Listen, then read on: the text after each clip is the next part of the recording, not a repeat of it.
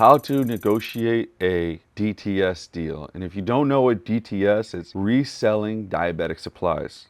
This industry has been around for a long time.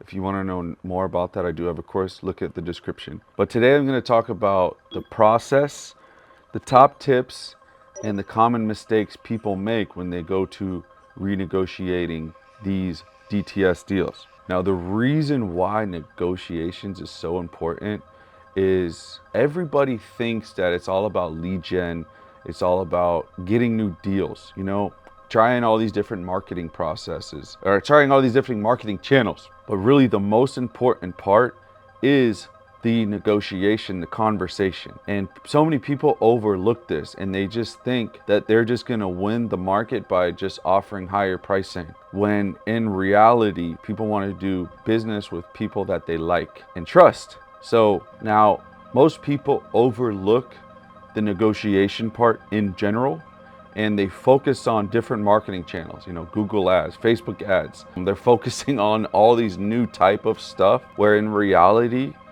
the deals are won inside of the negotiation, or AKA inside of the conversation, because it's this, to them, it's just a conversation. And so many people overlook it. One of the first things I do whenever I start mentoring people is I immediately look at the kind of conversations that they're having. And usually what I find is horrible. I just see like thrown out quotes, no trying to build some relatedness, no trying to say, hey, how are you? How's things going?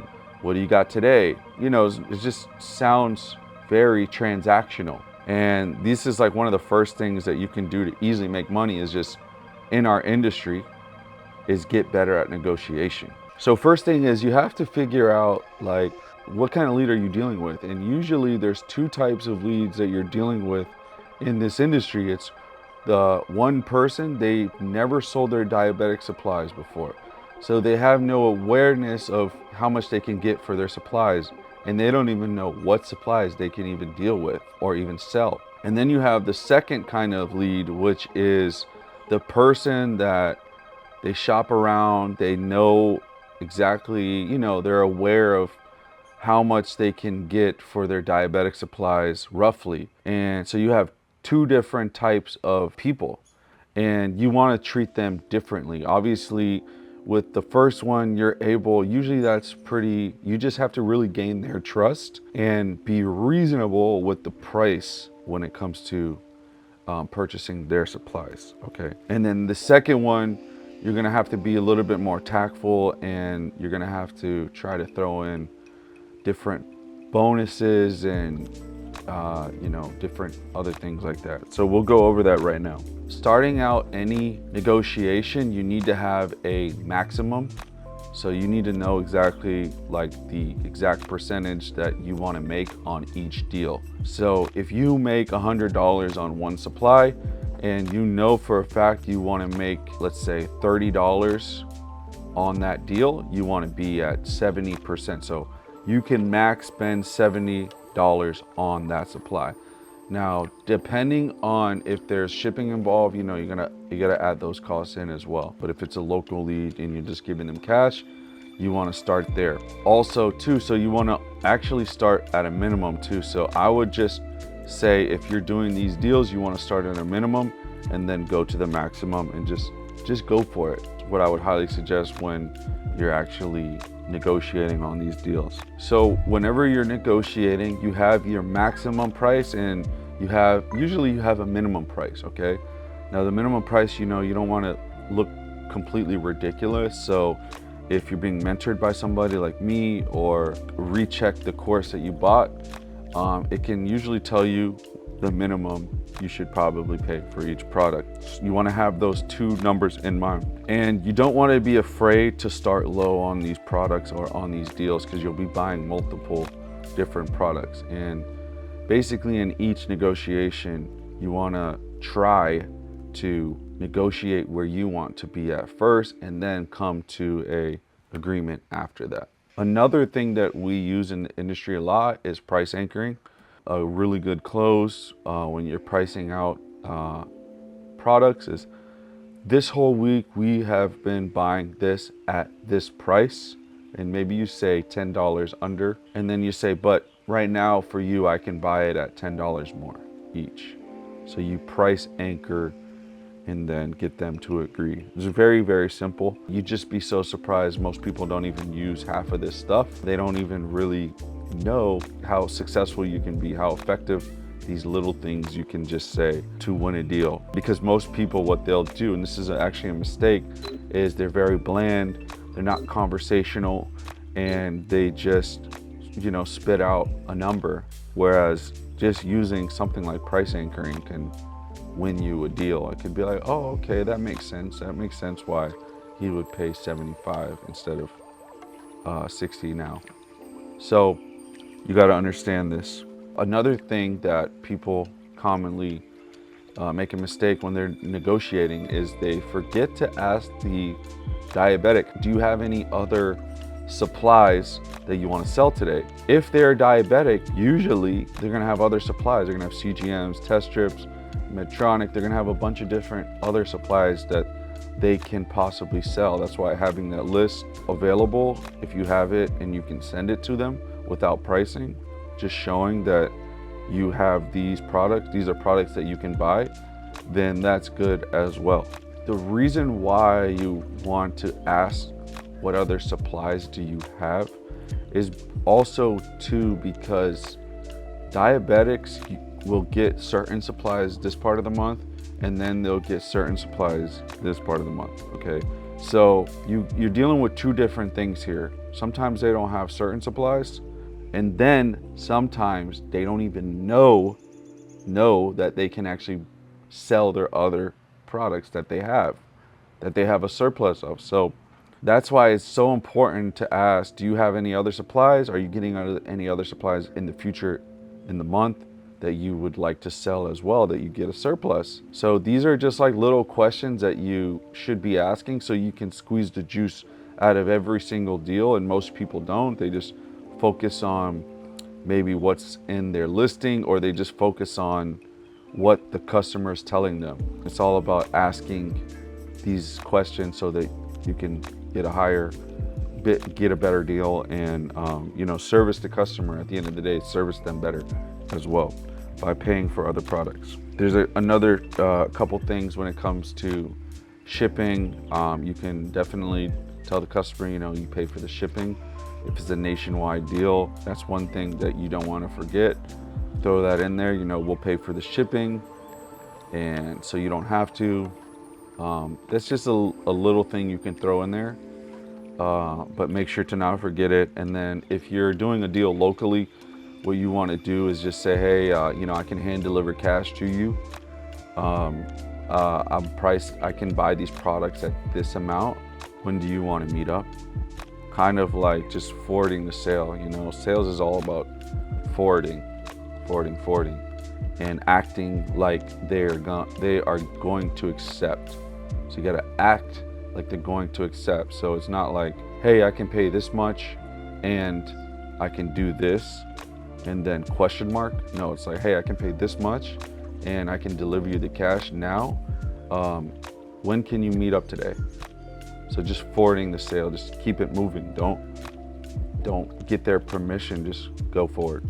So just common other mistakes is, one, people don't follow up enough. The customer calls them once, they call them back once. Customer texts them once, they text them back once. You should be following up consistently over time. It could be once a week, it could be once a month, but most people don't even follow up. Matter of fact, I've known a lot of people that just built businesses off of just waiting for the phone to ring, basically. But you don't want to do that. I can easily help you. If you work with me, I can easily help you maximize your CRM if you have a lot of contacts, or if you don't have contacts and you're just trying to squeeze the juice out of your current contacts. I can help you make much more money by just applying a CRM, having some SOPs and marketing systems, and possibly hiring VAs too as well to help you maximize your contacts. Okay, then two other things. Consistency is, we just talked about that, not following up. A lot of times people give up on deals and they just act like somebody's not going to do a deal with them. So whenever you show up, just act like you're going to do a deal. Don't act like, oh man, this person rejected me last time, I'm not gonna, like, it's not gonna happen. Like, just be consistent in your energy as well as your actions as well. And I think that's what a lot of people forget. And then last but not least, when it comes to online, when people are prospecting, maybe they just got their new DTS business, they will use a profile and they'll put like freaking cartoons and dogs and different profiles that make 0 sense.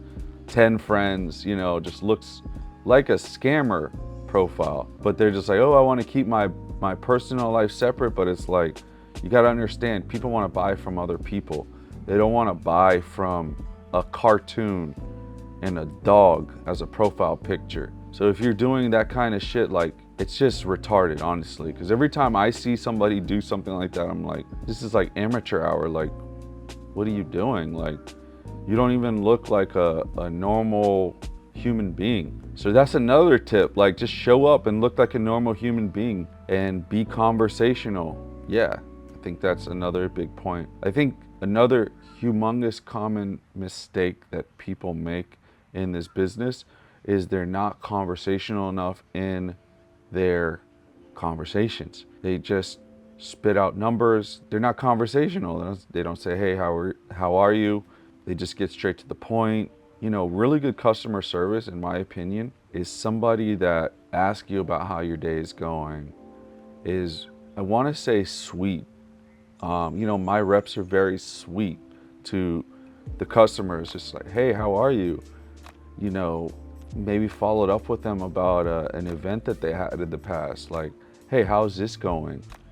And like, they create a little bond. And I think that's another thing people forget, is like, you're dealing with people on the other side, and this is not just a transaction, it's more than that. And people are going to confide in you when you do this business, and that's okay. That's gonna happen. You become somewhat of a therapist to your customers, you know, the ones that you meet up with, or even the ones that call you. A lot of people aren't conversational in their negotiation, and this actually hurts their ability to do a deal. When they aren't actually conversational in the actual negotiation, it turns people off. It shows that all you want is this, and you're not just willing to just do the basic, which is like, hey, how are you? How's this going? Whatever. It shows that you're just like a needy little person, and people don't want to deal with that. They want to know that they're dealing with healthy people behind the computer. They want to know that. They don't want to just deal with, you know, that kind of energy. So people want to work with people they like. So if you're acting, you know, super transactional, which it is a transaction, you can stick with them much longer if you're really, really nice to, let's say not nice to them, I would say respectful to them, right? I have one of my reps, she literally keeps up with all of our customers, and she knows events, she knows what's happened, they tell her about stuff. She's conversational. She's like, hey, how's this going? These little things has really gotten my rep, her, to consistently close deals over and over and over. And we get to the point where our customers only want to deal with her. And that's the effect of being conversational and being personable and getting your customer to trust you. Negotiation. Whenever I'm training my team, I will usually do an allotted time. It's usually 1 to 3 hours of just strictly negotiation training. And what we go over is screenshots of every single conversation. We look at it as a team. We say what worked, what didn't work, and people talk about what they learned from each conversation. So it's a group learning on these negotiations, and ultimately that helps everybody get better because it keeps them accountable. They don't want to keep on making the same mistakes the next day, and showing that. And then 2, I learn a different style from another person. So everybody has different conversational styles.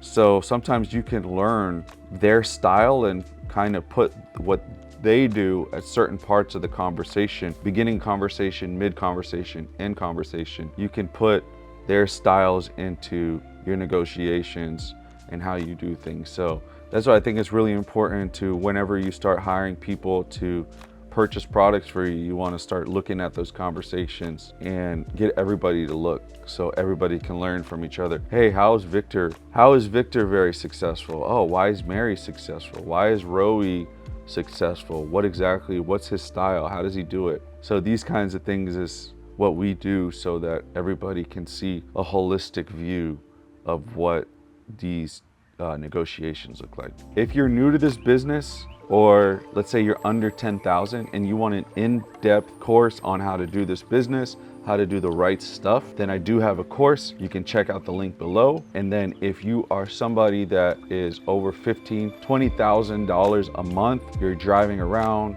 you're doing every single thing yourself, you have no systems, you have nobody working for you. I work with people one-on-one to show them how they can actually scale their business to 7 figures and be able to have more time and freedom. If you want to book a call with me, I'll have the link below and we can do that.